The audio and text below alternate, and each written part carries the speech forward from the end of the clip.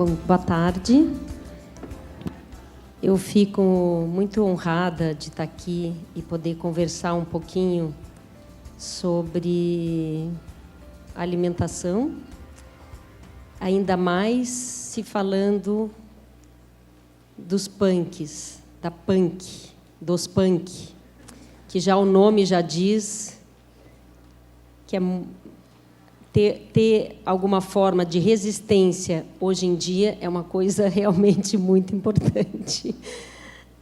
Eu me lembro que a minha avó, tanto por parte de pai quanto por parte de mãe, lá no interior do Rio Grande do Sul, ela sempre estava visitando o jardim e, na observação, vendo o que nascia, dizendo: não, tem um chazinho disso, não vou botar na saladinha alguma coisa. Sempre era uma coisa normal.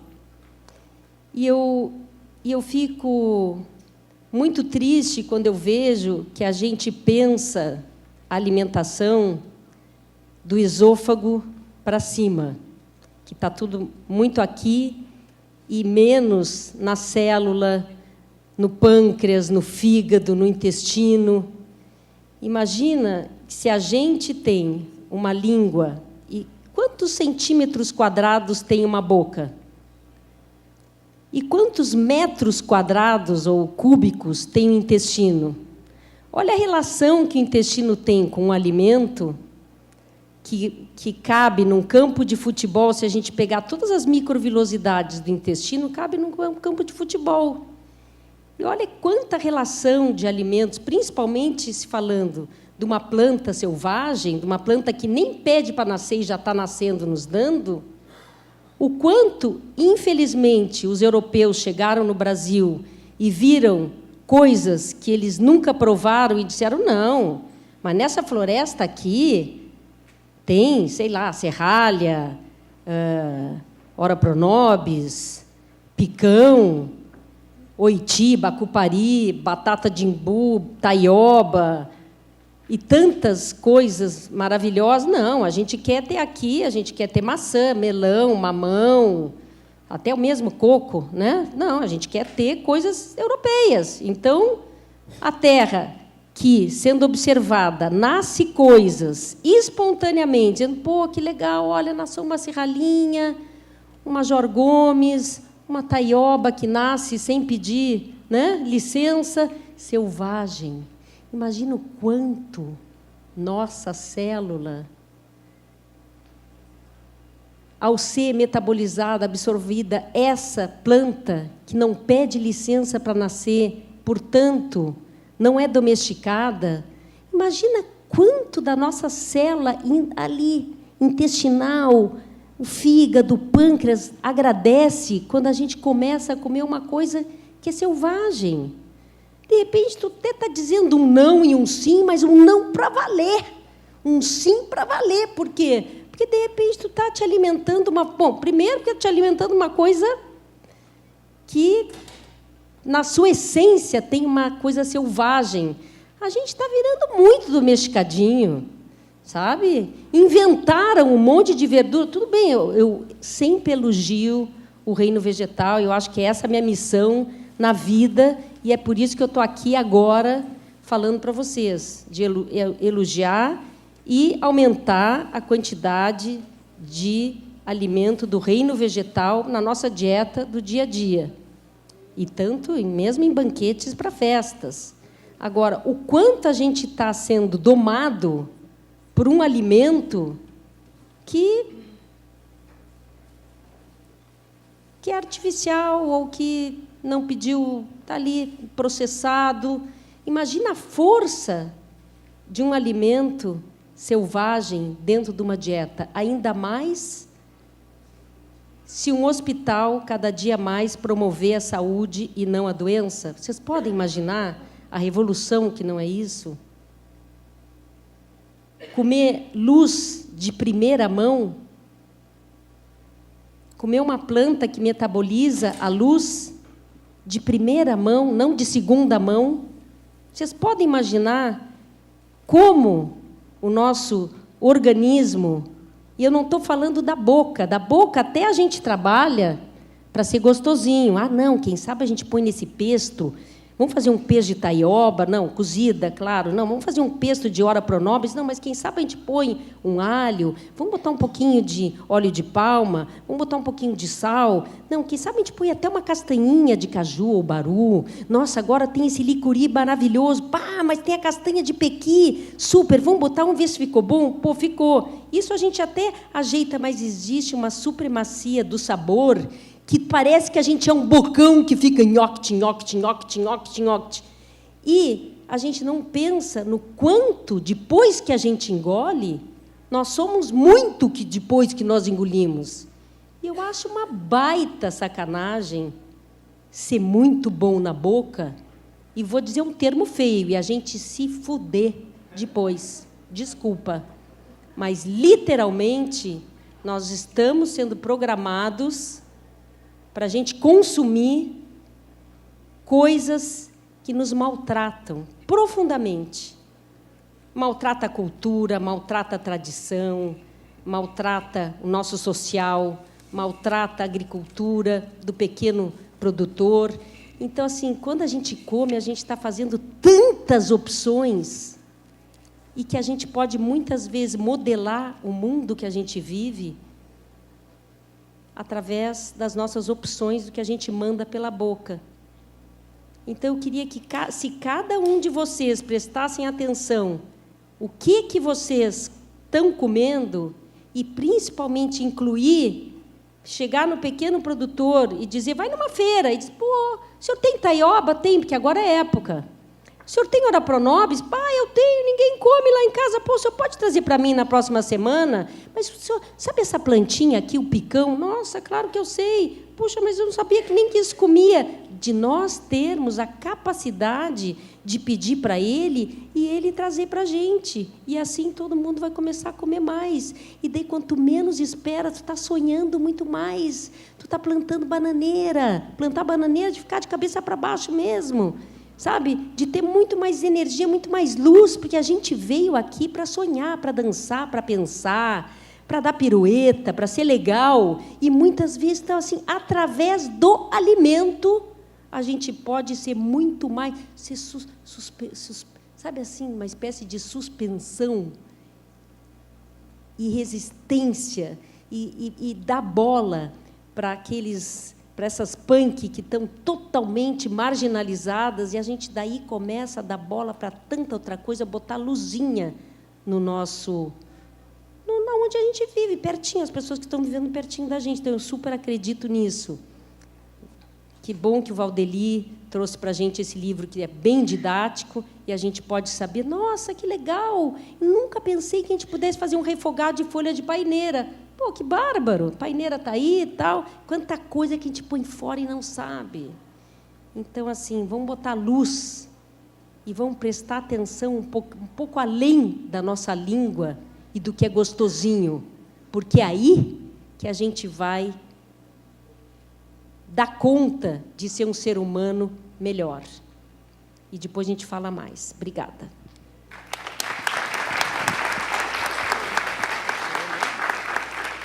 Sou eu? Boa tarde a todos. É um prazer estar aqui. Na verdade, a minha relação com as punks foi numa vivência com o Knup lá no Mocotó. Acho que faz uns 7 anos isso já. E aí eu fiquei encantada assim, com a variedade e com a minha ignorância também, fiquei muito impressionada. E como eu estava ainda muito crua em relação a esse assunto, e aí tenho pesquisado desde então e aplicado mais na minha culinária, que é uma culinária mais... Eu não gosto de falar sofisticada, mas, enfim, é a minha formação, né? É o que a gente chama de alta gastronomia, mas porque eu faço menus degustação, mas não é melhor nem pior, enfim, é só uma linguagem de apresentar comida, mas também faço comidão mesmo, na cozinha também. Mas esses pratos que eu vou mostrar para vocês, eles são desses menus degustação que eu faço no clandestino. E aí, desde então, né, obviamente que todo mundo tem esse livro, não sei se é aqui, mas se vocês estão aqui, vocês têm que ter o livro do Knup, que é a Bíblia das punks, e realmente, pelo menos para os cozinheiros profissionais, muda completamente a maneira como a gente enxerga os ingredientes e, enfim, como a gente caminha na rua, né? Porque a gente começa a descobrir coisas que são comestíveis no meio da rua. E a outra pessoa também que me influenciou muito foi a Neide, que está aqui também, que é, para mim, a papisa da punk também, porque ela, além de reconhecer e saber todas as propriedades nutricionais, ela dá dicas para a gente, né, de como usar. Eu uso bastante o blog dela como uma referência, até para criar os meus pratos e ver como, enfim, a gente precisa ir trocando, né? Esse tem que cozinhar, esse não tem. Como é que, enfim, já comi muita coisa que não era para ter comido crua, mas comi. E fui aprendendo. Tô nessa por enquanto. Eu resolvi abrir com uma capeba. Que é essa folha que tem um formato de coração. Isso, enfim, esse dito aí feminista foi só eu achei bonitinho e resolvi começar, até porque eu acho que a revolução é agrofeminista. E aí, será que eu desliguei? Bom, aqui é uma fava de aridã, jatobá. Eu só estou trazendo eu trouxe umas fotos só para a gente, enfim, para vocês verem coisas talvez que não tenham visto ainda ou não tenham usado. Depois eu vou mostrar como que eu usei.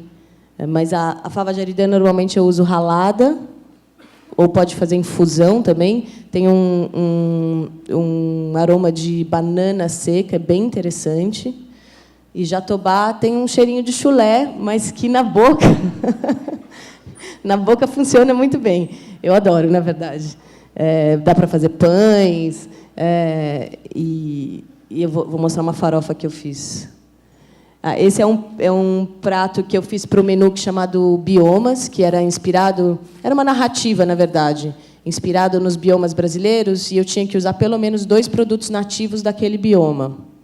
Obviamente que o bioma ele não é cercado e que a gente pode falar esse aqui é Cerrado, Amazônia, Pantanal, são manchas e tal, mas eu queria trazer esse recorte como uma narrativa e para criar empatia no cliente, contar, né, ter uma história para contar. E usar pelo menos 2 produtos nativos, que não foi fácil em cada prato, foi bem complicado. Foi uma pesquisa. Foi um desafio que eu me coloquei, mas foi o menu mais difícil de criar. Então, esse é para o Pantanal, era um pintado defumado, com uma farofa de capeba e jatobá, e purê de banana da terra. Bom, aqui é um nhoque com Major Gomes, mas eu gosto mais do nome Maria Gorda. Não precisa, né, de major, né? Não precisa. Adoro Maria Gorda, adoro. Gosto de Maria Gorda. Mas esse é um nhoque de mandioca ouro, que, aliás, o produtor está aqui, os produtores estão aqui, que é a Keila e o Patrick, com cogumelos e Maria Gorda. Um tempurá de ora pronobis, com ponzo de uvaia. Eu considero as frutas nativas da Mata Atlântica e também de outras regiões punks também, porque ninguém toma suco de jabuticaba ou de uvaia todo dia, né? A gente toma de laranja, a gente toma. Mas eu queria contar para vocês que as polpas funcionam muito bem. Eu sei que elas são congeladas, mas como as frutas nativas são muito perecíveis, usar as polpas funciona. E elas são altamente nutricionais, assim, elas são muito interessantes. Existem alguns estudos da Embrapa já registrando esses estudos. Elas são muito boas. Obviamente, porque estão na nossa região, são boas para a gente, são boas porque são boas para a mata, são boas para a gente, e a gente precisa consumir menos banana, menos laranja, menos, enfim, maçã e mais frutas nossas, né? Daqui do lado, na verdade. Esse aqui era um javali cozido em taioba, com molho de cacau e jaca. E esse era um prato para Oxóssi, no meu menu dos orixás. Ele é o caçador, mas ele era o cara que vivia também na floresta. Então, por isso, eu usei taioba, usei cacau, ele gostava de frutas. Então, era um prato que representava um pouco a floresta. E aí, só aproveitando o caso da jaca, eu já queria falar que, às vezes, existem punks dentro de coisas que a gente usa bastante. Tudo bem que a gente já não usa muito jaca, né? Mas é conhecido de todos. Mas aí a gente tem o caroço da jaca, que normalmente a gente descartaria e pode ser considerado uma punk. Então, a gente olhar para o ingrediente com um olhar diferente é muito interessante. Assim, a gente começar a aproveitar. Aproveitamento também tem a ver com as plantas alimentícias não convencionais, né? São maneiras de você aproveitar ele como um todo e, no fim, é uma punk. Na minha opinião, não sei, né? Não sei se o Knup concorda, mas... É isso, né? Esse aqui é uma bouillabaisse, que é um caldo típico francês, do sul da França, de frutos do mar, de mexilhões, açafrão e batatas. Aí o que eu usei foi mandioquinha, açafrão da terra e vinagreira, a folha da vinagreira, que trouxe um azedinho interessante. Aqui, essa folha eu conheci no candomblé, através da minha pesquisa com candomblé, que é o macaçá, que é uma folha que ela é tipo uma muqueca. Você põe no nariz, assim, ela tem para mim, ela é uma muqueca inteira, coco, é maravilhosa. E aí esse é um arroz de lagostim com farofa de baru e macaçá. Algumas pessoas conhecem como catinga de mulata, mas esse nome é extremamente preconceituoso, então não uso mais, mas só para que, sei lá, caso alguém conheça por esse nome. E costuma ter, na Bahia, é muito fácil de encontrar nas feiras, porque se usa para banho.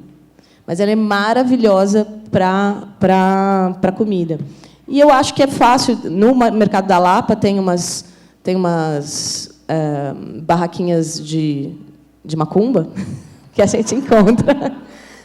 É engraçado, porque o candomblé ele acaba usando muitas punks, só que para os banhos, né? E eu descobri muita coisa também através dessa pesquisa. Essa aqui era uma crepe com um chantilly de cumaru e uma calda de sabugueiro, de flor de sabugueiro. Uma carne com uma farofinha de feijão manteiguinha, farofa guarini e uma bernese, que é uma emulsão com capuchinha, que ficou bem interessante. Um arroz negro com pinhão. O pinhão utilizado também de uma outra maneira, não só cozido, né? Então eu uso no meio do arroz e depois também frito em cima do arroz. Jaracatiá, que é uma fruta em extinção, também da Mata Atlântica. Aí eu servi no café como compota com queijo, no fim da refeição. Esse também do menu do Biomas. E aqui a gente tem, do lado esquerdo, um cálice de vinagreira em conserva, recheado com queijo de castanha do Pará, defumado, e um caldinho de couve e azedinha. E do lado é uma folha de shiso com gohan, bardana em conserva e um molho de mel de uruçu amarela. Aqui também é uma outra coisa com Maria Gorda, é uma tapioca com uma maionese vegana de jabuticaba, curry e Maria Gorda. Aqui eu estou usando jambu, que lá no norte não é uma punk, mas para a gente é uma punk. E eu tenho um canteiro de jambu que vai muito bem aqui, na minha casa. Então, me diziam que não dava nessa região, e na minha região, que é a minha casa, funciona bem. É um capelete de cogumelos com calda de tucupi e jambu. E é isso. Enfim, na verdade, as punks elas me trouxeram muita inspiração, e não só do ponto de vista nutricional, obviamente, que é muito interessante, mas do ponto de vista do paladar mesmo, né? Textura, paladar, traz amargores interessantes. E o mais legal é que é eterno. A gente pode, porque são muitas possibilidades com cada uma, e a gente, enfim, isso para um cozinheiro é um prato cheio mesmo, literalmente. Tem sido um prato cheio. E é isso. Obrigada. Bom, Michel. Ai, você, Michel, já Vou ficar em pé, gente, que o cozinheiro é um pouco inquieto. Assim. Michel já é o segundo Art Punk, né, Michel? Já estou há 20 minutos sentado, já estou ficando inquieto. Muito bom, dá uma caminhada aí. Essa sua experiência punk aí no Art Punk em São Paulo aqui. Agora. Bom, boa tarde a todos. Eu trabalho no SENAC de Minas Gerais, especificamente em BH, e o meu papel de educador com as punks é o que eu trouxe aqui um pouquinho para apresentar para vocês. O tema é curtinho, a gente corre, né? O ideal é que fosse um dia para cada um, né? A Bel já trouxe uns pratos maravilhosos, já ficou todo mundo com muito apetite aqui de ir lá comer, né, Bel? Então, na NECA. Então, eu vou contar um pouquinho da experiência que eu tento fazer com o meu papel de educador, né, com a gastronomia em uma instituição de ensino, que é o SENAC, enxergando que os professores, os educadores, têm um papel fundamental de estimular aí os futuros influenciadores dos apetites, que são os futuros cozinheiros, os futuros chefes de cozinha e assim por diante. Essas pessoas vão ter um restaurante, ou vão estar atuando em algum buffet, ou fazendo um evento particular. Então, essas pessoas têm que saber desse universo, porque daqui a uns 10, 15 anos, eles vão estar aí chefiando essas cozinhas, né? A minha linha de pesquisa é uma linha da cultura. Então, sou mestre em estudos culturais, então sempre tento trazer o raciocínio para a cultura, fugindo um pouquinho aí da parte da agronomia, que já tem os mestres aqui e da botânica. Então, uma reflexão fácil aí do que acontece no nosso mundo alimentar hoje. Isso não é novidade para ninguém, mas só para a gente entender, ou tentar procurar entender um pouquinho do contexto de um professor hoje, nessa relação da contemporaneidade com a alimentação, né? É muito difícil você educar hoje um aluno de gastronomia, que seja, no que ele vai comer, porque ele tem um universo de possibilidades fáceis, igual a Neca aqui falou muito bem, né? Essa comida pronta, essa falta de tempo, o fast food, o congelado, isso é muito difícil da gente, como professor, tentar tirar isso da cabeça de um aluno, né? E ainda mais com essa glamorização que está tendo da gastronomia aí, esse boom que está vivendo. Então, hoje a gente vive nisso aí, né? Falta de tempo, acesso à informação instantânea e etc. E aí acontece o quê? Um afastamento da tradição, ou seja, a tradição que eu chamo de a tradição do quintal, a tradição da região, igual a Bel falou, da casa, do quintal, que em Minas é muito forte. Existem muitos quintais, né, em Minas Gerais. Com isso, é muito difícil a gente brigar contra isso atualmente. Mas alguns autores dizem que não, né? Alguns dizem que a nossa modernidade se tornou experimental. A gente consegue alimento do mundo inteiro com 2, 3 cliques. Na venda da esquina, você consegue comprar uma comida do Japão e assim por diante, né?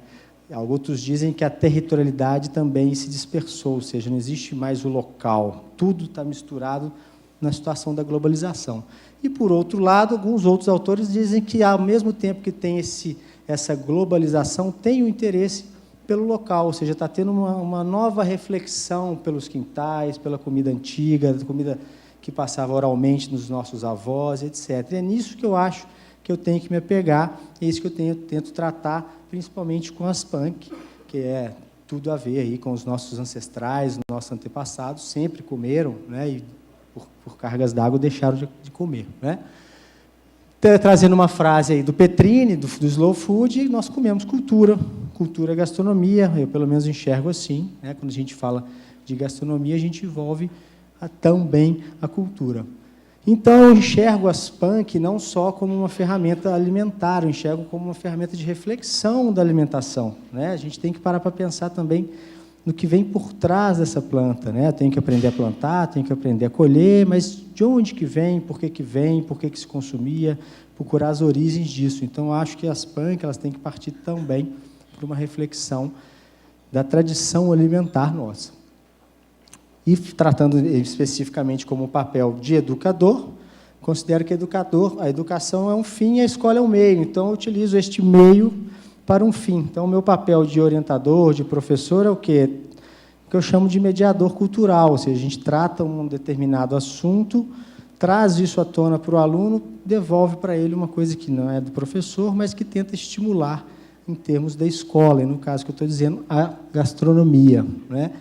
E lembrando que qualquer um de nós aqui pode ser, de certa forma, um influenciador. A gente só precisa de 2 pessoas para ver uma troca de experiências, né? Então, eu levo o que eu não conheço e deixo o que eu conheço. Como papel de professor, está em sala de aula, mas eu posso conversar com qualquer um de vocês aqui, seguramente eu vou sair com a minha mochila cheia de experiências boas e vou deixar um pouquinho do que eu tenho. Estou contextualizando isso um pouquinho, só para mostrar um pouquinho do trabalho que a gente realiza lá no SENAC, especificamente com as PANCs, né? Essa pedagogia aí, como é que eu diria, na prática, não no livro, não lendo livros e mais livros e teorias, sim trazendo para a prática, cumprindo esse papel de mediação cultural. Um primeiro que a gente trabalha lá é um programa do SENAC que chama Primórdios da Cozinha Mineira, da Tradição à Mesa.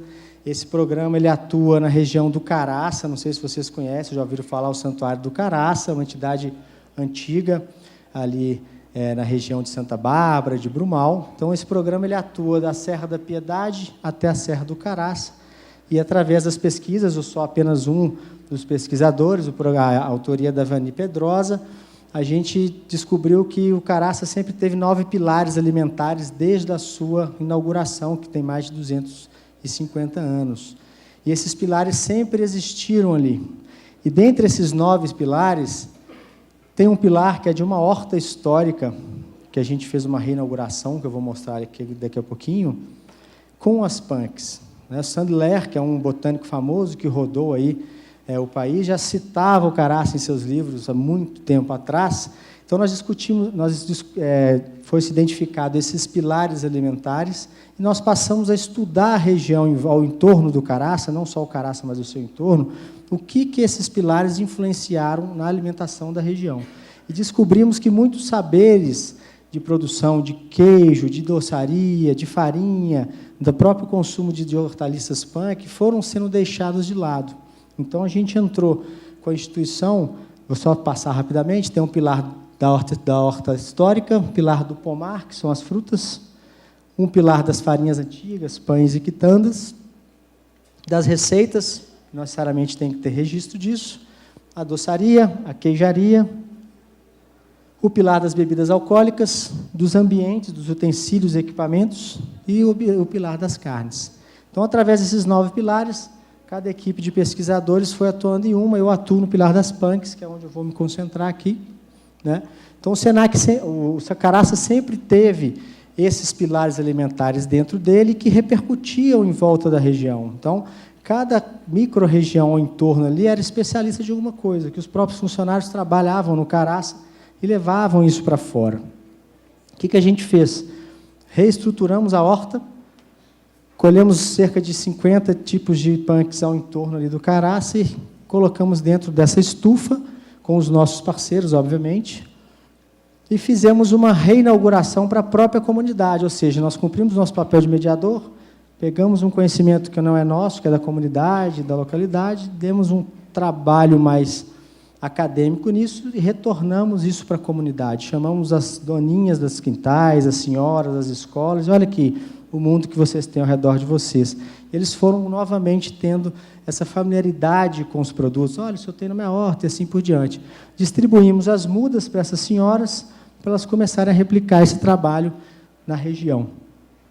E, com isso, chegou uma escola que chama Marfisa, que é um exemplo da região de Santa Bárbara, que foi fazer uma visita e falou, vou replicar essa horta na minha escola. As meninas vão falar um pouquinho disso, é só uma pincelada, um exemplo também. E começaram a colocar na alimentação escolar isso daí. O que aconteceu? Essa escola foi premiada, a prefeitura autorizou que elas replicassem para todas as outras escolas de Santa Bárbara a horta com punks. Então, atualmente, os alunos do ensino médio são os guardiões das punks e estão indo nas outras escolas fazer esse conhecimento ser passado à frente. Então, são só fotos lá da escola. Eu tive lá agora por uma feira de empreendedorismo que eles têm, eles fazem painéis com punks e tudo. A gente fez lá uma pizza de genipapo, que a massa fica azul com várias punks. Aí você vê a foto da criançada aí, não precisa nem de ter legenda, né? Do fascínio dessas crianças com as punks, a curiosidade delas ali. A própria foto fala por si só. Então, é um trabalho bem interessante, é um programa bacana. Depois a gente pode conversar sobre ele um pouquinho mais, né?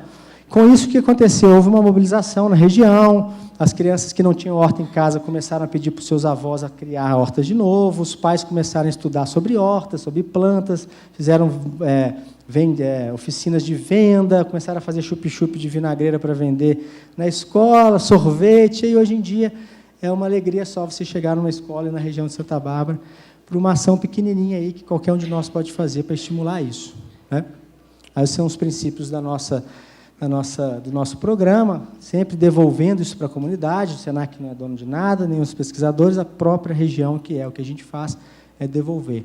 Isso aconteceu com a queijaria, que ficou 70 anos sem produzir queijo na região, hoje em dia já produz e escoa toda essa produção, as farinhas, a doçaria, e assim a gente está contribuindo aí para uma sociedade melhor lá em Minas Gerais.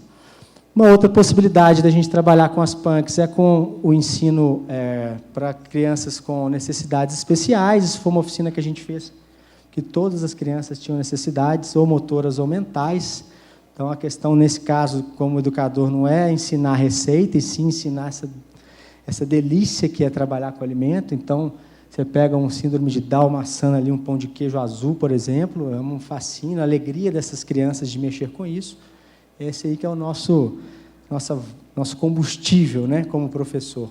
A gente pode fazer um curso, simplesmente curso livre, fazer uma massa azul, uma pizza azul, né, lá já dá um tchan. Eu faço questão de enfatizar a cara dos alunos, porque o principal disso tudo não sou eu, é sim a satisfação.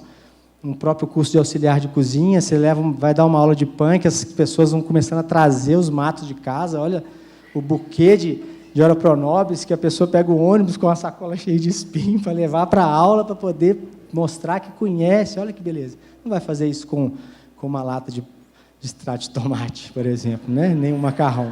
Vai fazer isso com o mato, né? E com isso a gente vai estimulando e replicando. Olha o tamanho das taiobas aí, Val, olha. Nós fizemos uma orgia de taiobas nesse dia de aula, talo, comemos, né? Hoje é alimentar, né, amigo? A gente pode trazer isso já para a graduação, ou seja, o nível intelectual vai aumentando um pouquinho, o aluno que está fazendo uma graduação em gastronomia tem uma outra expectativa. Isso foi uma aula de empratamento, então a gente aí eu fiz uma aula com algumas montagens de prato. Obviamente que eu não fiz um purê ali de brócolis, eu fiz um creme de beldroega, fiz alguma coisa assim, e com isso os alunos vão ficando meio fascinados com isso, vão querendo comer, e acham a vedete deles, nossa, eu gosto da beldroega, aí depois na outra aula, não, a azedinha dá de 1000 a 0, e vão trocando isso daí de lado, vão deixando as outras hortaliças. E faço questão de reforçar um trabalho que eu fiz em janeiro, com o Nuno e com o Val. A gente teve um convite de ir para a Guiana Francesa fazer um trabalho de educação de punks lá, né? Foi fantástico, porque lá o ensino fundamental, os alunos têm a oportunidade de escolher disciplinas da gastronomia. Então, eu estou no 2º, 3º científico, eu opto em fazer uma disciplina de gastronomia para ver se eu quero, para ver se é isso que eu quero. Então, eu fui dar aula para a molecada de 17, 18 anos, 16, que não sabe muito bem, adolescência, aquela história toda, e foi bem interessante. Aí eu trouxe algumas fotos só para mostrar, no fim tem um videozinho que eu montei. Então, ou seja, não podia levar as punks, porque na fronteira não passa, né? Então, nós tivemos que identificar lá as punks, colher na Guiana Francesa essas punks e cozinhar com elas. Foi uma experiência bem legal. As punks locais, aí você tem os 2 papas daí da identificação, estava muito bem, né? Bem acompanhado. Então, alguns registros que a gente fez lá, e a satisfação, fiz um bolinho de Ora Pronobis, que é com um velouté, que é um molho clássico aí, a gente faz um empanamento e frita um bolinho, fiz um ceviche só de punks, com a folha da flor do jambu, vocês vão ver no vídeo aqui o pessoal comendo jambu lá e não entendendo. Todo mundo já comeu jambu aqui, quem não conhece deveria, que é uma hortaliça fantástica, o poder que ela tem.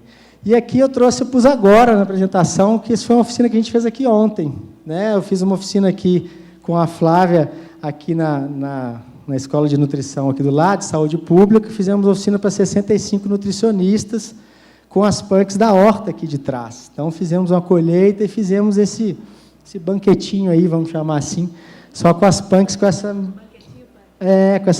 meninas fantásticas, esses rapazes aí da nutrição, como forma também de estímulo, de instigar essa curiosidade, né, para frente. Então, fizemos aí uma foto do prato que a gente fez, aí é tudo muito simples, é escondidinho de cará, com uma saladinha aí de beldroega, com algumas coisas, cenoura, nada muito requintado.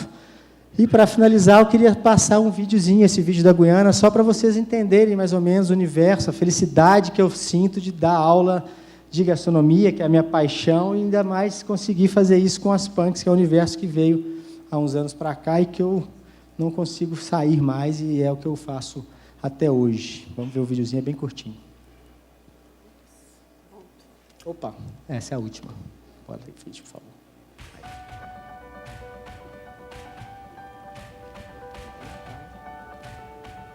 Essas duas figuras aí comigo. O volume está baixo, né? Consegue aumentar?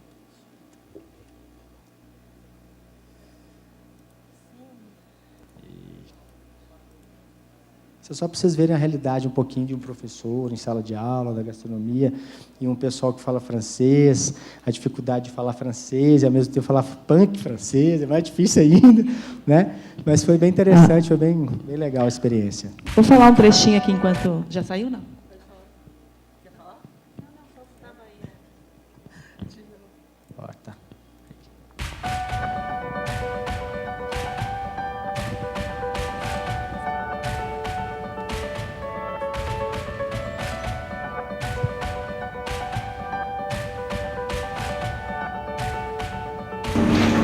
E aí nós vamos fazer uma geleia, uma compota. Vamos colocar um pouco de cebola, um bocadinho, um pouco de gengibre, e mais deixar isso no forno. Vai virar uma geleia, essa fruta é bem azeda. Então a gente tem que corrigir um pouquinho com açúcar, alguma coisa assim. E vamos fazer essa geleia. Alguns nós vamos decorar, porque eles vão descansar na salada. Outros a gente vai colocar na panela junto com a buchada. Tira a pouca coisa, pega uma peneira,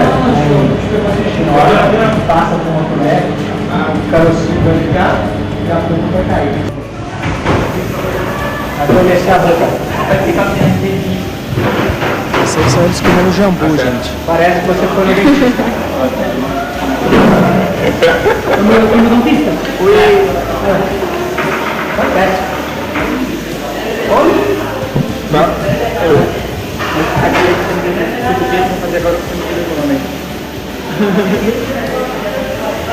Não, direito. Não, mas eu comi. Não, não vai morrer não, senhor.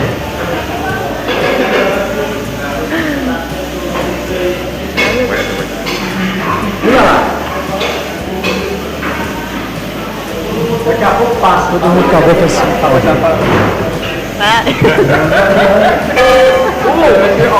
Come a palha do cupim. Você sabe que você pode utilizar a forja também. Como é? Gostou? Azedinho? Esse nós vamos usar lá, essa salada. Né? Sim, esse aqui tem que passar no... Uma delícia esse. Mas não... É, tem que passar no... É como a taioba. Por cima na hora de começo. A beldroega tá faltando voltar com detalhe. É uma coisa que demora um pouquinho, mas a gente tem que colocar cada item colocar. Então eu não vou pegar isso aqui. É como se fosse uma pintura. Tá? En fait, la salade, en premier, on mange avec les yeux et après, on va ensemble des ingrédients qu'on va ajouter dans l'assiette, on va terminer pour que ça donne envie en premier dès qu'on voit ça donne de manger, et après qu'on mange, découvrir de saveurs et tout.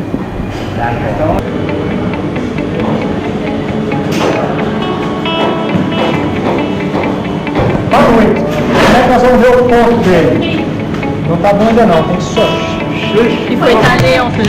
Isso aí, tá, você acabou de começar, não tá no ponto ainda só. Il faut étaler bien. E aí, pessoal, Rotina Guiana Francesa, trabalhando com punks, uma escola de culinária aqui, delícia. Vamos servir aqui 4 pratos com punks. A turminha já está montando o primeiro deles. Vou mostrar para vocês, ó. É um pão de inhame roxo com gelé de cubinho e uma linguicinha reduzida no vinho branco. Aqui.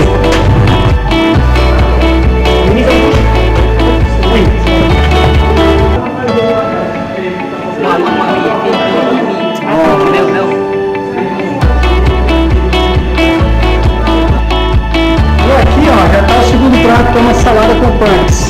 Dá um vinagretezinho aí com vinagreira, a salada está montada, ó. Olha lá.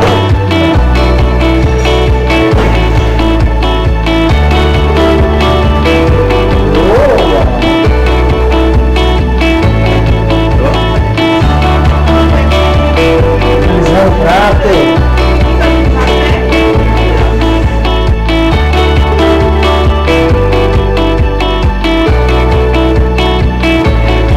Aqui, ó, esses dois fiéis escudeiros me ajudaram aqui a decifrar o processo do Marinho de Lucas.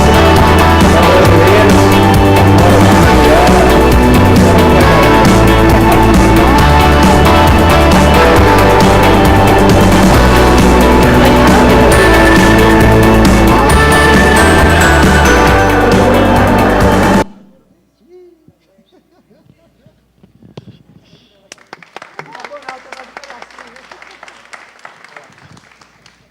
Tem mais um pedacinho aqui, porque foi mudar o volume aqui. Peço perdão, porque eu que fiz o vídeo e não sou fera nisso, então ficou alto, baixo, cortando música, eu que montei, então E aí, ficou acho meio que... confuso. Tem mais um pedacinho aqui do vídeo, é porque cortou. Só ver se consegue passar. Aqui tem os outros pratos. Está carregando? Está pensando? Tá pensando? Então, a ideia aqui, gente, era servir comida simples, né? Com o que a gente tinha ali. Então, a gente conseguiu identificar o Nuno e o Val. E é o mesmo bioma, né? Não tinha muita diferença, né? Da Amazônia, para aqueles lados ali. Então, a gente conseguiu replicar alguns pratos, eu consegui criar algumas coisas na simplicidade, na rotina de um aluno de 17.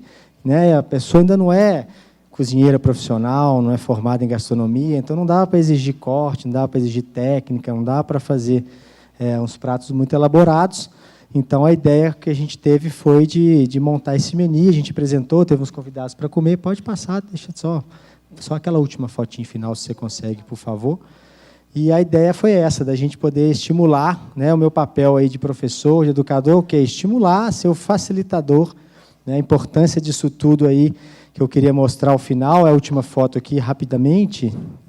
Está agarrado tudo aí? Que o principal é isso daí, gente, ó, o sorriso, o desejo, a alegria dos alunos, sejam pequenos, sejam médios, sejam idosos, de ter a oportunidade de conhecer esse universo que a gente tem das punks. E eu fico extremamente feliz de ver que a cada aula que eu ministro, cada aula que eu dou, cada lugar que eu vou, poder mostrar a alegria dessas pessoas, que o importante disso, no fim das contas, não sou eu só vou facilitar esse conhecimento para eles. Obrigado. Obrigada, Michel. Já deu para ver bastante, né? O vídeo foi bem legal, deu para ver bastante coisa. Trabalho admirável. Agora, a Simone e a Flávia vão falar de um...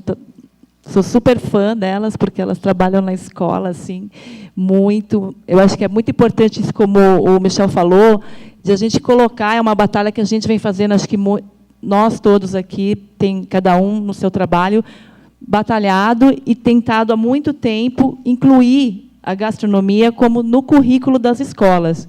Eu vejo, assim, na minha utopia, que seria a única forma, né, de a gente retomar isso com força total, porque as pessoas aprendem a fazer raiz quadrada, métrica, geografia, matemática, mas não aprendem o que é uma planta, o que é fazer um arroz, o que é cozinhar. Então, o ser inteligente, né, que somos, né, que essa inteligência, não usamos, né, que eu acho que é de uma forma fundamental, básica, para o indivíduo ser autossuficiente, né, e independente.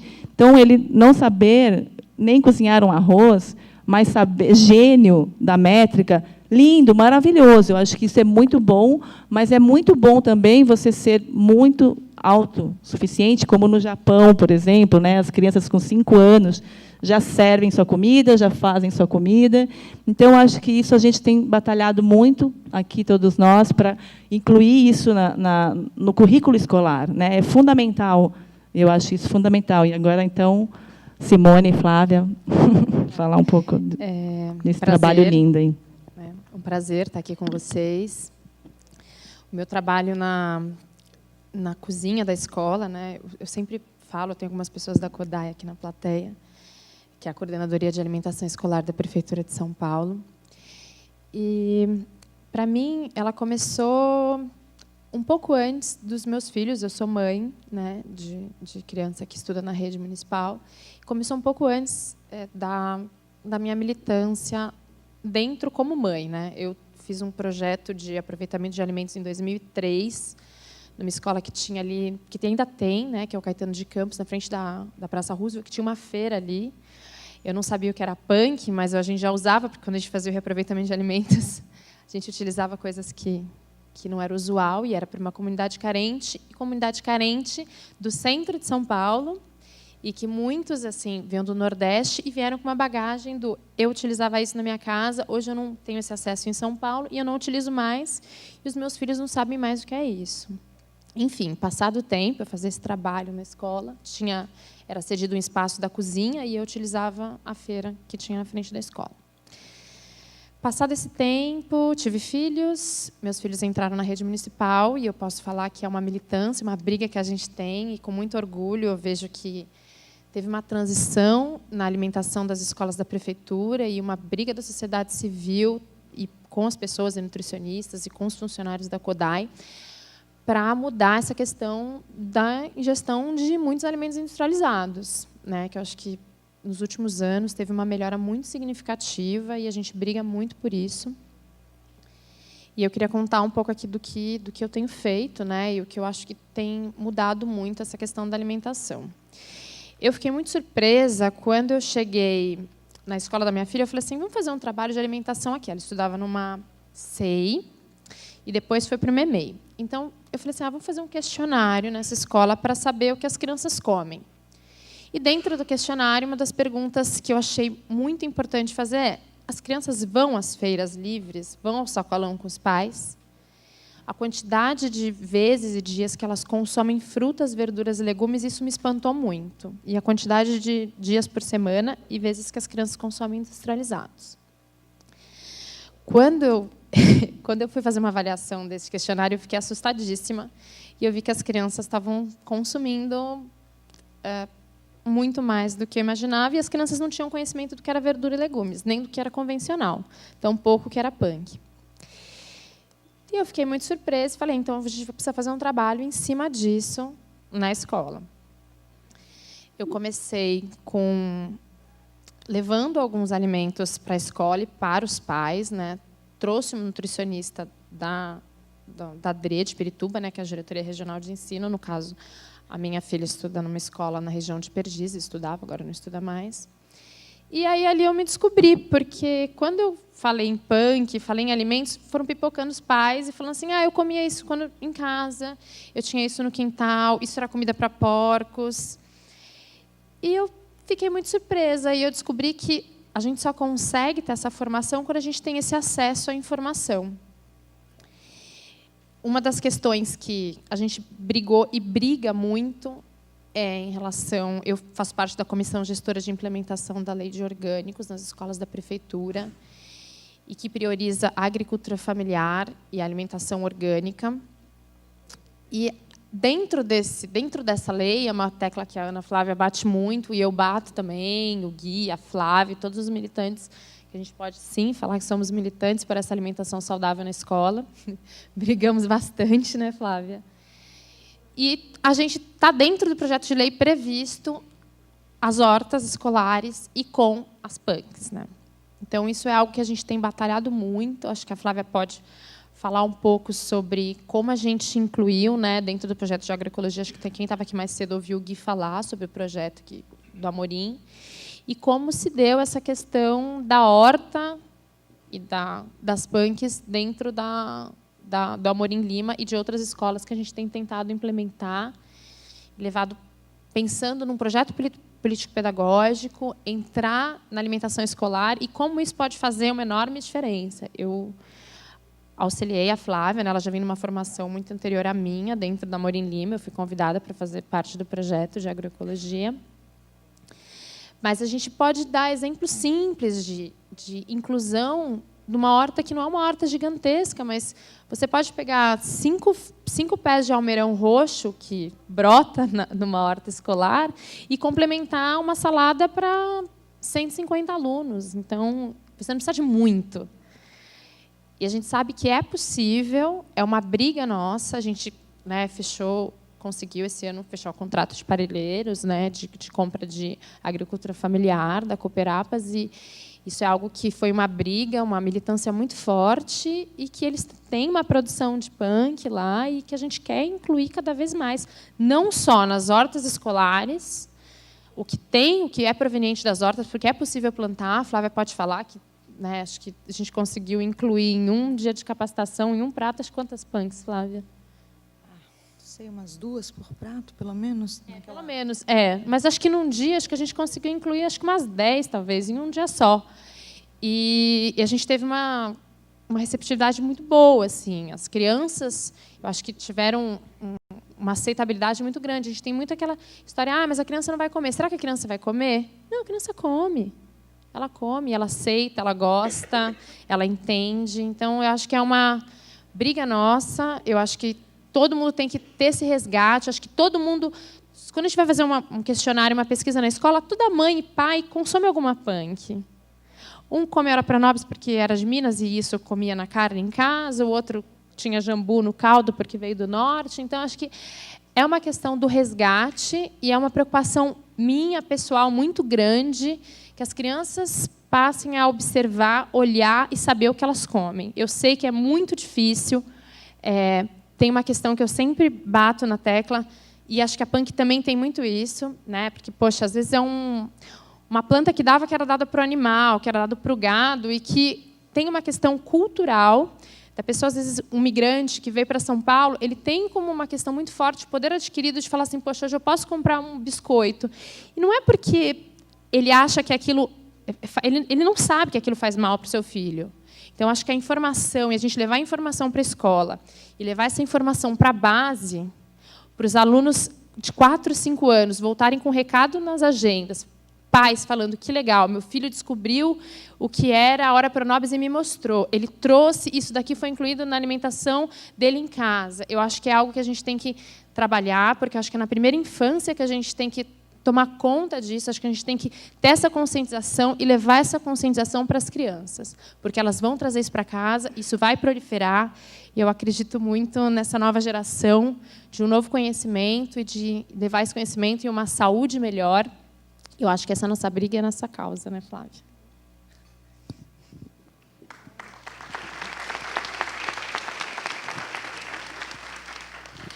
Bom, boa tarde a todos. É um super prazer estar aqui hoje mesmo.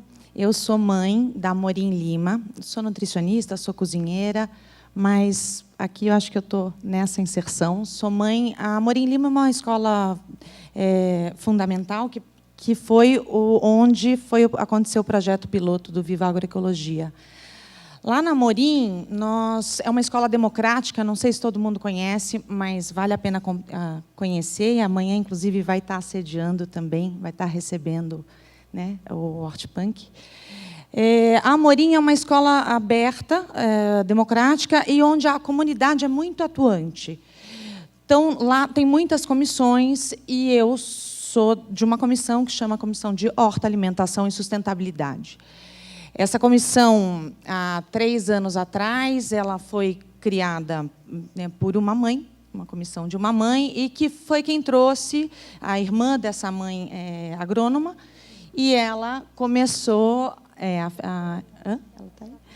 E ela começou com uma horta, que já tinha uma estrutura, e a horta era já agroecológica, até por uma questão de sobrevivência da horta, porque é uma horta convencional, quem cuida, enfim, e a gente foi se juntando, e hoje em dia é uma comissão grande, formada por muitas mães, muitos pais, e todos muito atuantes, né? Quando chega o projeto Viva Agroecologia, e, inclusive, essa lei, a lei dos orgânicos, ela diz que, então, a horta, ela não só deve ser como espaço pedagógico, mas deve suplementar a alimentação escolar.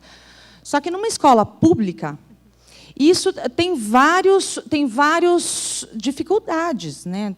Porque não é só você colher, né? Eu lembro até, antes do projeto, a gente estava fazendo uma atividade, porque nós fazemos várias atividades com as crianças de educação alimentar, de atividades na horta, a horta para alfabetização das crianças do 1º ano, enfim.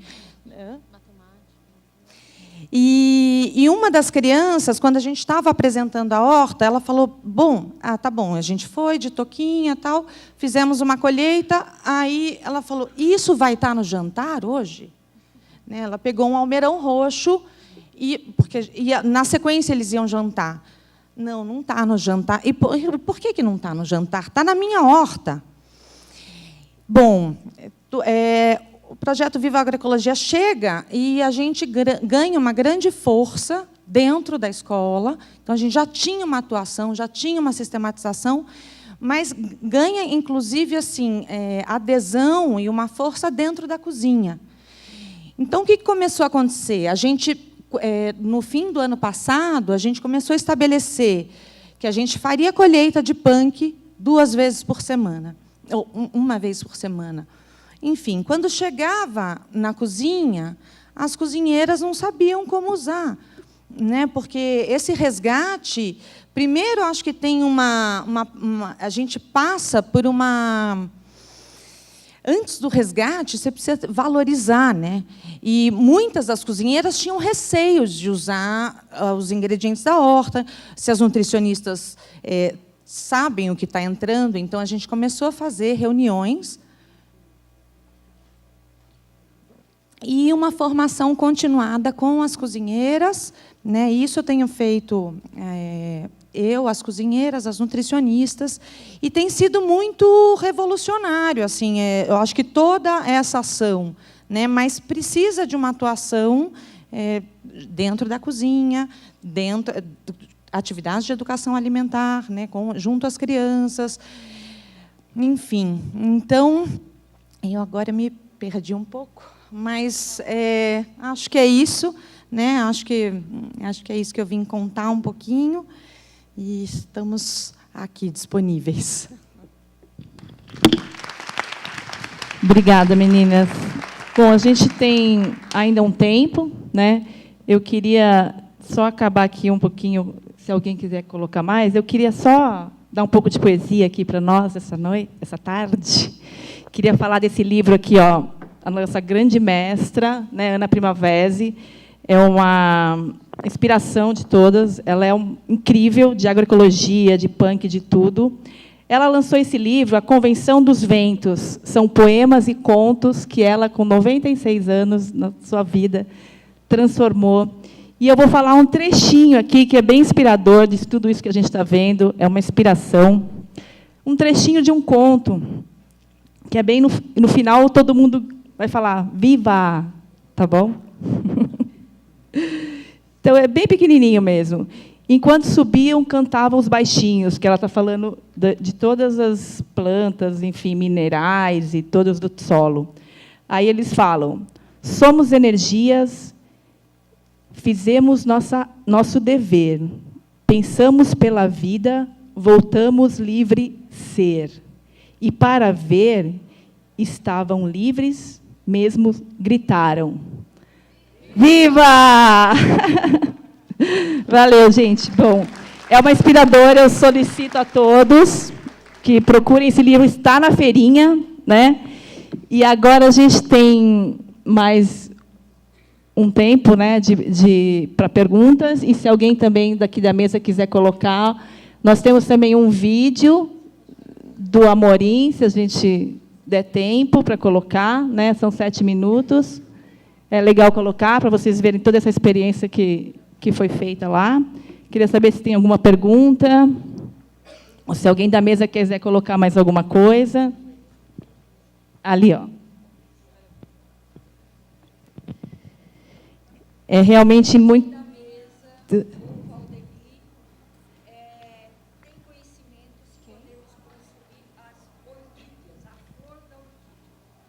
Flor da orquídea. Essa mesa ela era para amanhã aqui.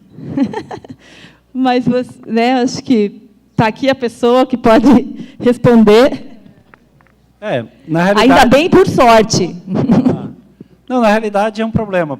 Não tem muita informação na literatura. A orquidácea é a maior família do mundo. Tem mais de 25 mil espécies.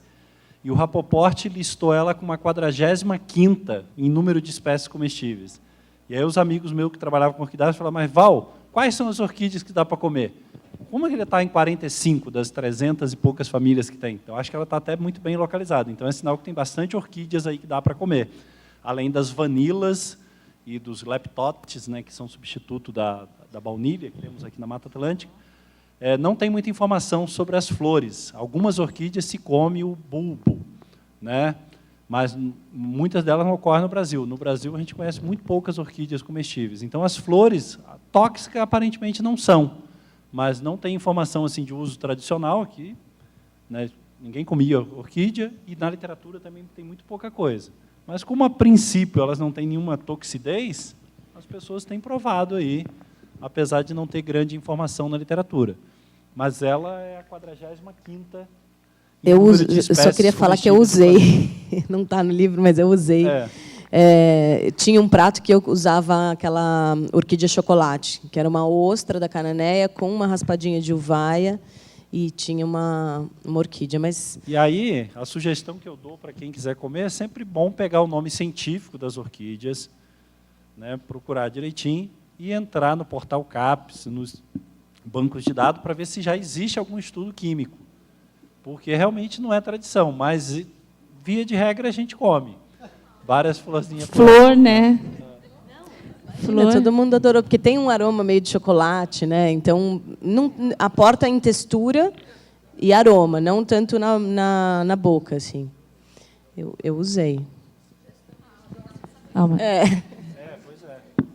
A minha pergunta Alguém é para mais? Flávia. Para Flávia.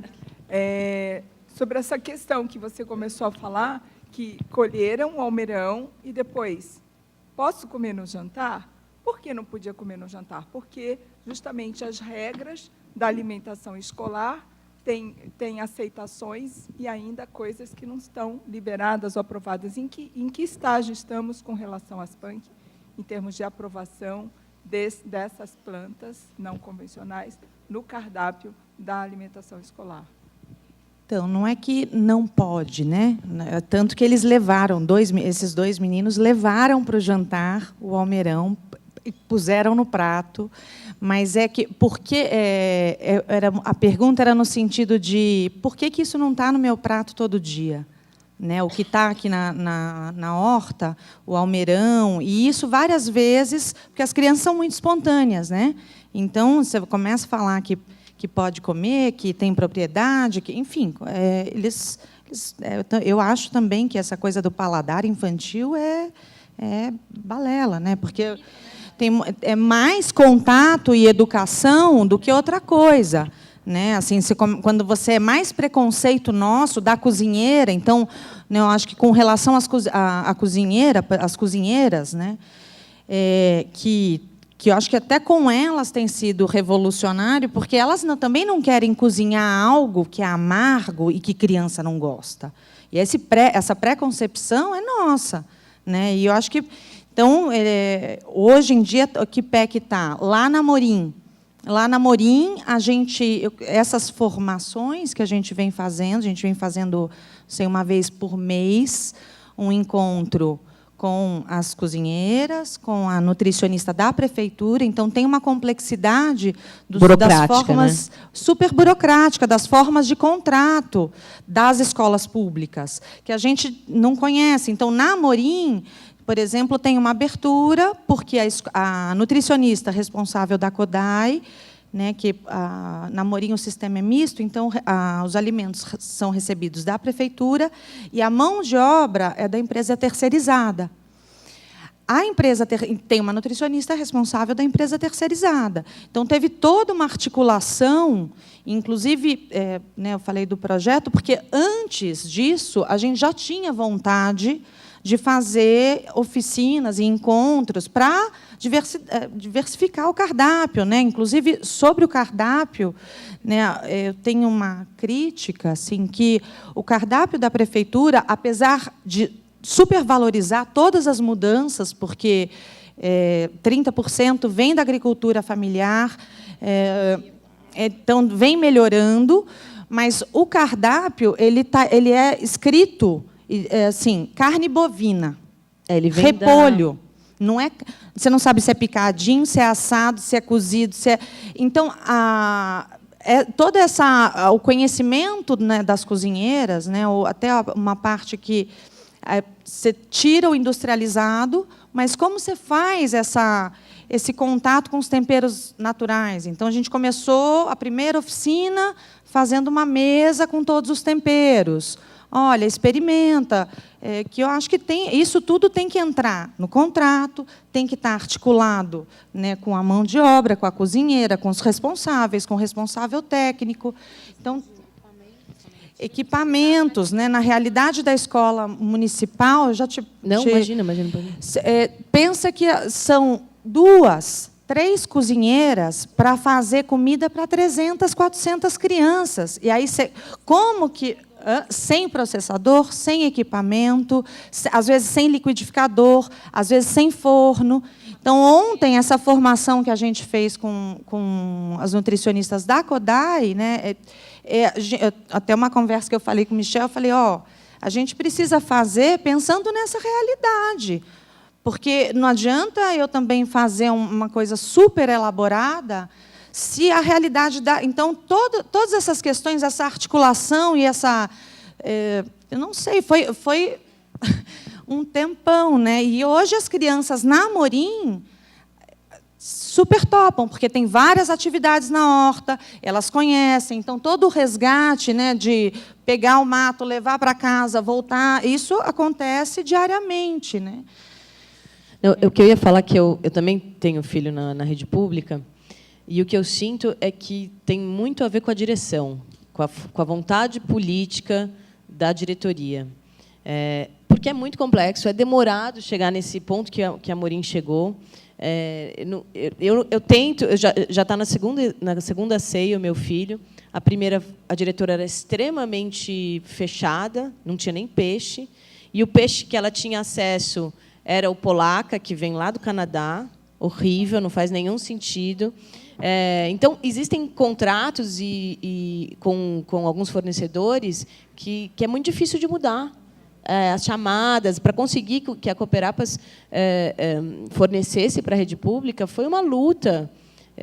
Enfim, que eu nem estou incluindo. Assim, eu só acompanhei de longe, mas é uma luta muito árdua e demorada, porque o aparelho é muito democrático, muito burocrático, muito demorado. As pessoas, para se engajarem, demoram. Até eu entender, eu demorei 1 ano e meio para entender como é que funcionava. E aí o que eu percebo é que não vai ser o trabalho de uma pessoa só, numa escola só. A gente precisa de sociedade civil, de vários chefes, de se organizar, porque são muitas merendeiras, tanto mais no Estado do que no município. É mais fácil, obviamente, a gente já tem avanços no município, mas assim, a diretora da escola do Francisco, agora que eu comecei a conversar sobre uma horta, essa tem um pouco de abertura, mas eu sozinha, sem a ajuda de outras mães, E eu não posso também exigir das mães que, às vezes, moram longe da escola, pegam, sei lá, 3 ônibus, 2 horas para ir, 2 horas para voltar. É complexo. É a mesma coisa que a gente estava falando. Como é que a gente vai falar para a mãe de periferia, e não só de periferia, mas assim, que ela vai precisar fazer a comida do início, né? A gente tem que dar ferramentas, né? Ensinar a fazer caldos e picar as coisas um pouco antes, deixar algumas coisas no congelador. Como é que essa mãe, e a gente está falando de mulher, né? Deveria ser de homem também. Como é que essa mãe e esse pai conseguem dar uma alimentação saudável e de verdade, né? Trabalhando o que trabalham, pelo menos 8 horas por dia, mais 4 de ônibus. Então, a gente enfrenta não só uma questão nutricional, uma questão social mesmo, né? E eu não estou dizendo que nas elites não tem também, tem muita mãe dando leitinho, e, enfim. Mas é muito chocante quando você chega, sei lá, numa cidade de Ribeirinha, e você vê a Coca-Cola lá presente, o leitinho presente, e eles esquecendo do que se come ali, né, o que poderia complementar muito melhor a nossa alimentação. E o que eu ia falar sobre em relação às folhas verdes, os amargores e tudo isso, eu tive uma experiência com o Francisco muito boa, que com 6 meses todas as papinhas dele tinham uma folha escura. E punks também, mas assim a escura para ter um amargor forte, e ele come de tudo hoje, assim, porque realmente a tendência das crianças é comer coisas mais doces por causa do leite materno, mas o problema está no adulto. Tá no adulto, assim, tipo, não vai comer isso, né? Não vou dar desse jeito. Ele não tem esse preconceito. Pode não gostar, então, mas tem que seguir tentando, até porque é dinâmico. Um dia não gosta, no outro dia passa a gostar. Então, eu estou falando da minha experiência própria. Ele gosta de doce, não é que não goste. Eu também não fico proibindo fora de casa. Eu não sirvo, não tenho açúcar em casa, mas eu não proíbo porque eu não quero criar uma relação ruim com a alimentação. Mas eu sinto que se a gente começa, com 6 meses, a colocar folhas, verduras... Só que é muito difícil fazer. Às vezes, a merendeira, quando não tem açúcar, porque às vezes falta açúcar numa escola por causa da chamada que atrasou. É bem burocrático, é bem complexo. Aí a merendeira vai lá, vai na esquina e compra açúcar para pôr no suco, porque ela não consegue imaginar a criança tomando aquele suco mais azedo. Não, mas é ela, exatamente, esse é o problema, é ela, entendeu? Se a gente dá sem açúcar... Eu fui criada com açúcar, muitos de nós, eu acho, né? Tinha comida de verdade na minha casa, mas também tinha industrializado. Era o auge, né, dos industrializados. Ninguém nem falava que fazia mal. Falava-se muito mais na praticidade. Mas a gente tem que... com as crianças é muito mais fácil. Começar a dar limonada sem açúcar. Não precisa, entendeu? E folhas escuras. Foi, pelo menos, essa é a minha experiência. Deixa eu só complementar. Bom, eu fui criada sem açúcar, minha família era super macrobiótica, então várias punk que hoje está no livro, na macro se usa, né? A gente ia buscar água na fonte, buscava mato para fazer almoço. Mas, falando da questão da direção, acho que o diferencial da Amorim, porque eu discordo um pouquinho de você, concordo com o tamanho da burocracia e de várias questões que a gente não entende, né? Então, a gente começou a ter conversa, por exemplo, qual é a bacia da colheita? Por que a cozinheira não pode ir até a horta, como a gente fez ontem, né, e colher o tempero que ela quer? Porque ela tem que tirar toda a roupa. Ela tem toda uma série de questões, né? Mas eu acho que o diferencial da Amorim, especificamente, porque a Amorim, a comunidade é fortíssima, né? Também, e eu acho que tem uma questão... Não, estou falando porque... É uma junção de diretoria e... Sim. Claro. Claro, né, tem várias regras... Mas existe uma abertura da direção, né? Se não existir... Tá. Oi. Não, assim, claro que eu acho que sempre a direção favorece ou dificulta, enfim, mas é que a gente tinha já... eu acho que foi quando a gente conseguiu, com o projeto, ter essa... Como que eu posso dizer? Valorizar e ver a importância como estratégia, para que a gente ganhou força dentro da escola, com as nutris, com as cozinheiras, inclusive com as cozinheiras, né? E, claro, com essa formação mesmo. Eu acho que é muitos pais, né? Que, na realidade, as escolas, eu acho que tem muito essa coisa da comunidade mesmo, né? E que os pais têm que estar envolvidos, não deixar para a escola fazer todo o trabalho. Eu acho que a gente pode colocar... Desculpa. Eu acho que a gente pode colocar uma questão que é muito forte. Eu acho que quem tem pais em escola da prefeitura, Estado, tem o Conselho de Pais e Mestres, e ele vota. E a gente pode levar a proposta, e se for votado por uma maioria, e normalmente é uma maioria de pais, que faz parte do Conselho, a gente leva um projeto adiante. Então, acho que famílias, né? Pais, mães, avós, etc. Desculpa. Mas acho que isso é muito importante. Acho que a gente tem que levar sempre essa pauta para o Conselho de Pais e Mestres, para o Conselho Pedagógico. Acho que isso é...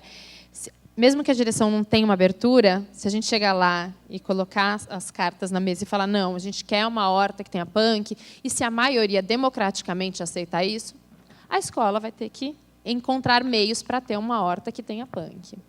Além do que está previsto na lei, né? Sim, tá, exatamente. Próxima pergunta. Eu gostaria de agradecer e parabenizar a organização do evento, primeiramente, porque a qualidade das palestras está incrível, fantástico. E eu queria só fazer um adendo em relação à alimentação na escola, né? Que, ao meu ver, a parte de capacitação das merendeiras ainda deixa muito a desejar. O tempo destinado à preocupação com a educação nutricional na escola, com a parte da alimentação em si das crianças, ainda é bem desvalorizado assim.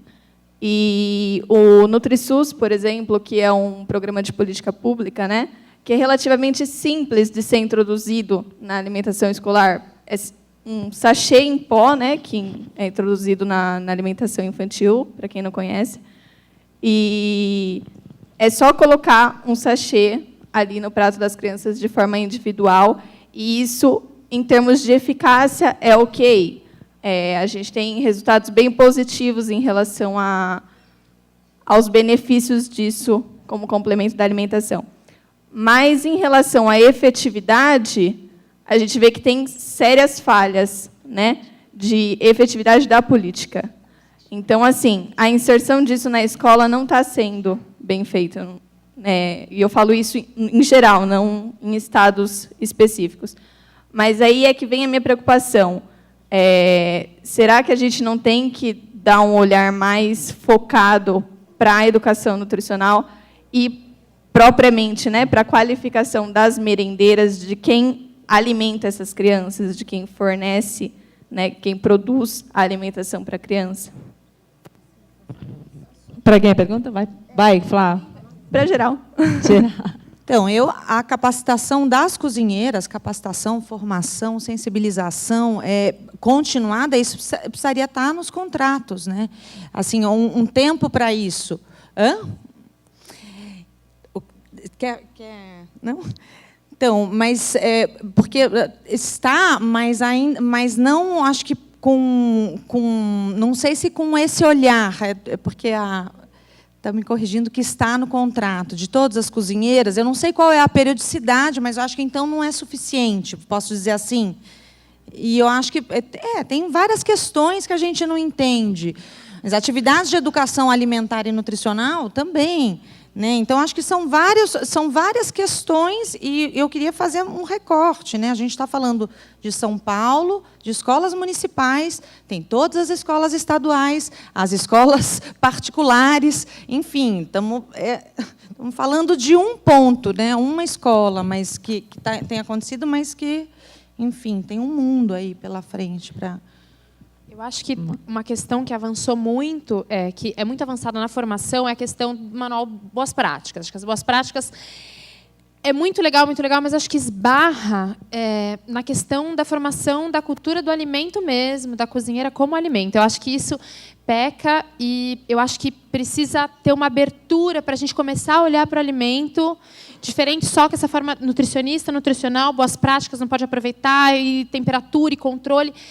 eu acho que a comida está um pouco além, eu acho que isso a gente precisa levar de uma forma mais amorosa, mais calorosa e de uma forma com respeito com o alimento e como ele chega para essas cozinheiras e pensar como funciona o chão da cozinha, porque só quem sabe como é o chão de uma cozinha, de uma escola, do MEMEF, para 600 pessoas, sabe que as cozinheiras, que muitas vezes são contratadas não como cozinheiras pela empresa terceirizada e que não têm uma formação como cozinheira como eu, a Bel, a Neca, a Flávia, chega nessa escola muito crua. Então, assim, eu acho que tem que mudar também contrato de terceirizada, valorização do profissional da cozinha, valorização do profissional da cozinha que vai servir alimento para a criança de 0 a 5 anos, de 0 a 15 anos. Eu acho que isso a gente precisa reformular e repensar. Boas práticas, ok, não tenho o que falar em relação a isso, mas acho que tem que pensar no alimento como um alimento algo mais complexo.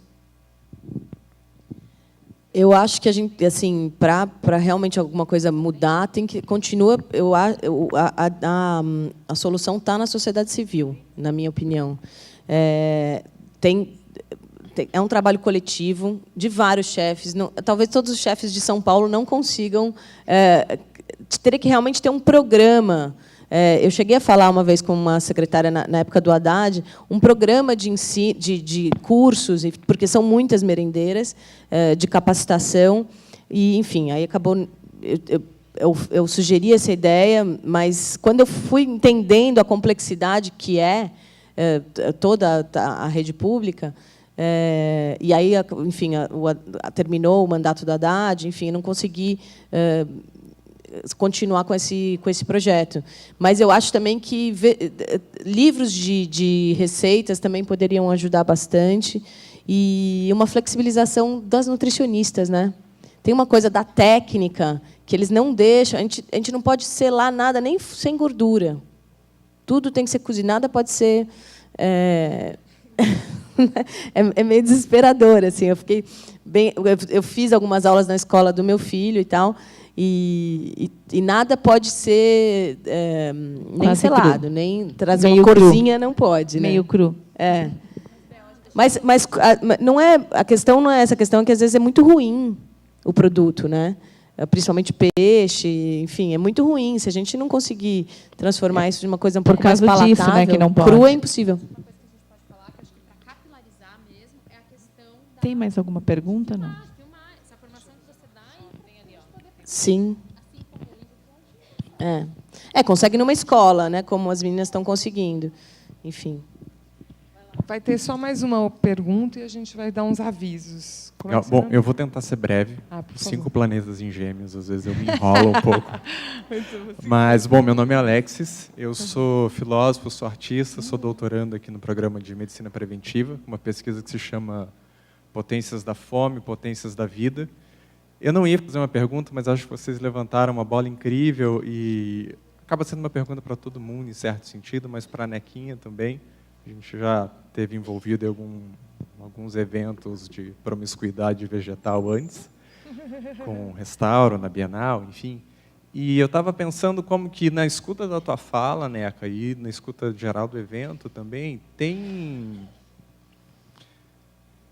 esse âmbito da resistência, esse âmbito da potência, da força de um outro alimento, de uma outra composição ali, como que isso, em muitos sentidos, inclusive pensando na própria ideia de uma escultoria, né, comer como alguma coisa que esculpe o mundo, esculpe o planeta, como que no limite dessa questão, obviamente a gente pensa no comer como um ato político, um ato de resistência, mas mais do que isso também como um ato cosmopolítico, no sentido de que ele tem a ver também com a produção de outros mundos, com a produção de outras relações.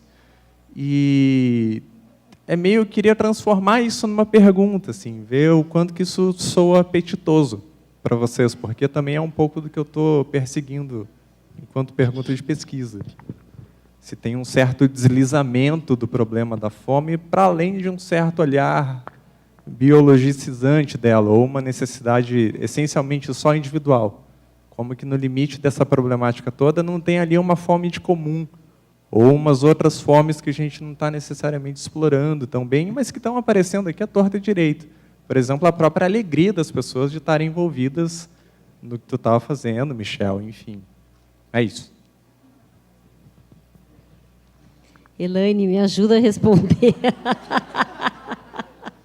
Eu acho que é uma grande pergunta para a gente amanhecer e desenvolver dentro da possibilidade de cada um, porque é tão ampla, Alex, que assim eu acho que a gente poderia dormir juntos hoje. Né? E poder, porque discutir, porque é uma esfera, é uma bolha verde né? tão forte e tão grande, tão ampla, que eu não saberia responder em 2 minutos assim. Mas a minha célula já leu. Vamos todo mundo para Casa Neca, né? Depois aqui. Gente, o endereço que estava antes é o endereço que já está grávida, super informatizada pessoa que já nasceu com chips. Ela já colocou todas as palestras online, né? Então vocês já podem acessar naquele link.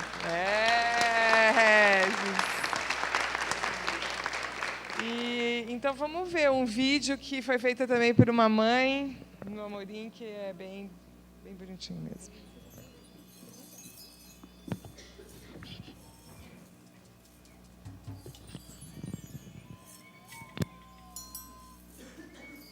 Esse aqui é o alho silvestre.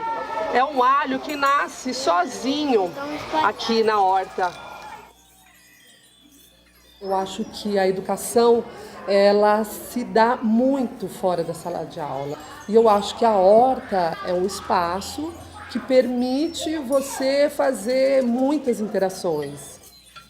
Tudo isso é lugar de aprendizagem, né? Então cabe a nós se aproveitar dessa potência, né? E possibilitar que ele participe, que ele vivencie a escola, que ele se responsabilize por ela nas diferentes possibilidades que ela traz.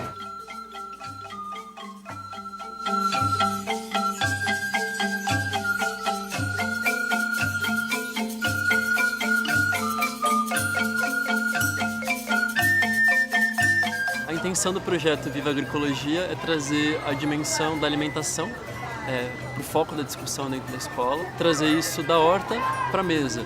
Um projeto piloto que propõe que a horta não fique só fechada para dentro de si, mas que ela se articule com a comunidade e a gente poder ter isso não só como uma estratégia pedagógica, mas também poder complementar e enriquecer o cardápio da escola.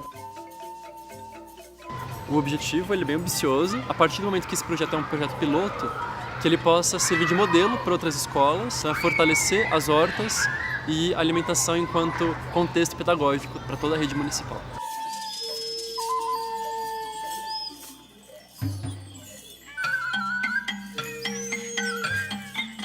A Amorim Lima, que é a escola, foi escolhida por ter uma recepção muito grande por parte da direção e dos pais. Tem o CHAS, que é uma comissão que trabalha com hortas, alimentação e saúde. Então já estava envolvido com um trabalho pedagógico bem forte aqui na horta. Eu acredito que esse projeto foi fundamental para essa construção aqui no Amorim.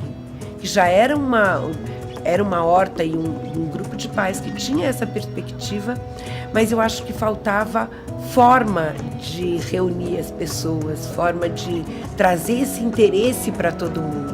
Desde o início, a ideia era fazer uma horta com as punks, né? As plantas alimentícias não convencionais, porque é mais fácil, elas são mais nutritivas, né? São da cultura brasileira. E, de fato, não fosse isso, essa horta não existiria, porque as convencionais demandam muita mão de obra, né? A gente chama de plantas não convencionais porque a nossa geração desaprendeu, desacostumou a consumi-las. Talvez daqui 5, 10 anos essas plantas sejam totalmente convencionais. 90% das calorias que a gente come no mundo vem de 20 espécies, sendo que só catalogadas a gente tem mais de 12.500 espécies.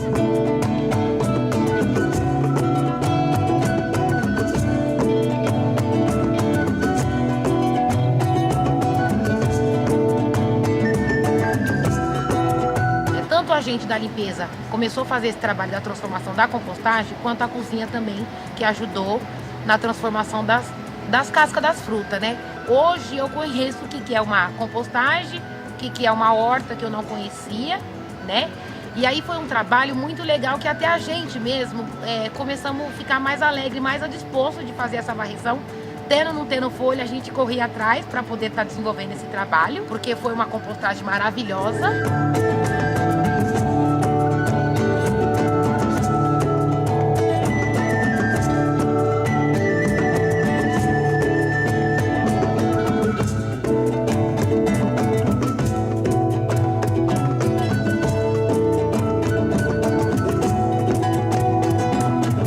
Foram selecionadas 70 tipos diferentes de punks que vão poder ser plantados na escola. Capiçoba, trapoeraba, chaia, que não eram comuns nem para a escola, nem para a horta, nem para os pais.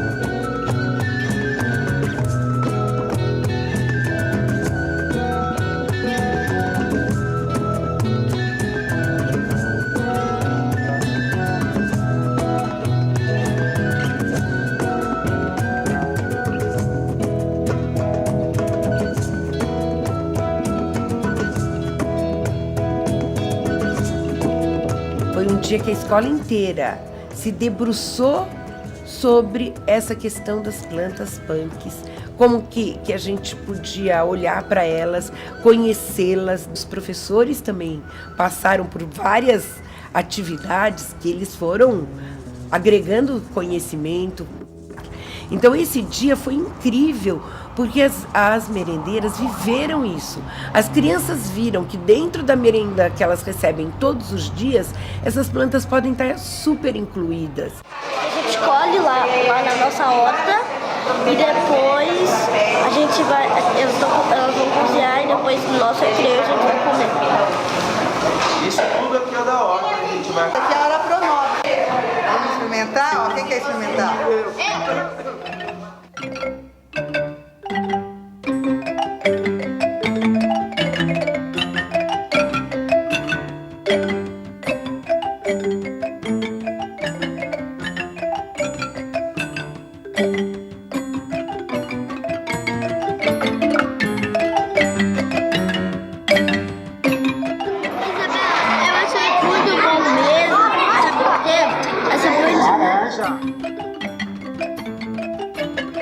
A gente mostrou e vai mostrar que é possível incluir pelo menos uma punk dentro de uma horta que não seja muito grande numa escola. Chega num lugar que eu acredito muito que é o lugar da cozinha, que é um lugar de integração, é uma integração de saberes, é uma integração de sabores, é uma integração de conhecimentos, de disciplinas, e que na cozinha a gente bota tudo na panela e isso vira vida, né?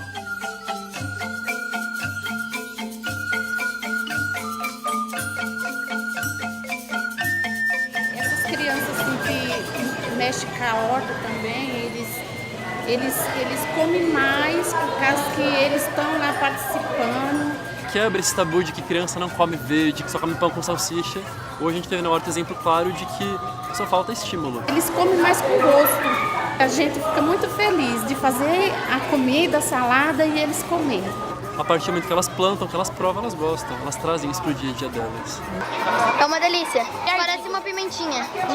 É tipo azedinho, só que... É docinha. Não pode comer muito desse, esse aqui tem que comer refogado. A horta, né, como uma ferramenta pedagógica, ela tem se mostrado um espaço muito eficiente para que essas atividades aconteçam, né? Então, a gente vê como algo fundamental que a horta escolar seja inserida no projeto político-pedagógico das escolas. O espaço da horta, ele pode ser usado como uma ferramenta multidisciplinar, então a gente consegue agregar conhecimentos. Tem aqui um projeto que junta várias aprendizagens com as disciplinas tradicionais, uma aprendizagem do ponto de vista cultural e de educação alimentar. Então, estou muito contente com o que eu vi aqui.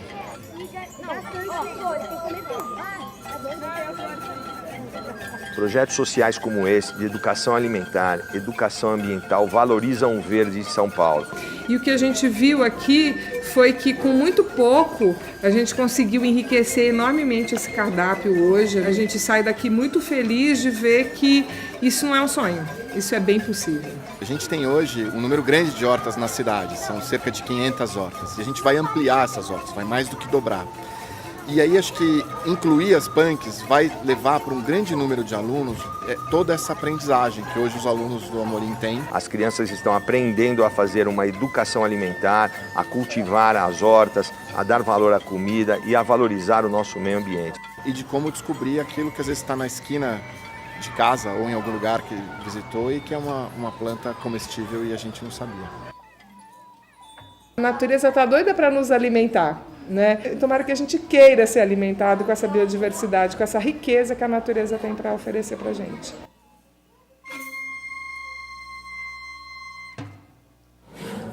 Um dos grandes destaques dessas ferramentas lúdicas que a gente levou foi o boneco da doutora Ana Primavesi. Ela é a precursora da agroecologia aqui no Brasil, ela que introduziu o cultivo orgânico, que batalhou na contramão quando estava a Revolução Verde, estava em pleno crescimento, né? E a gente fez essa boneca da doutora Ana para homenageá-la, mas para também fazer com que as crianças conhecessem essa história e entendessem por que a doutora Ana é tão importante e por que o solo é tão importante para a nutrição.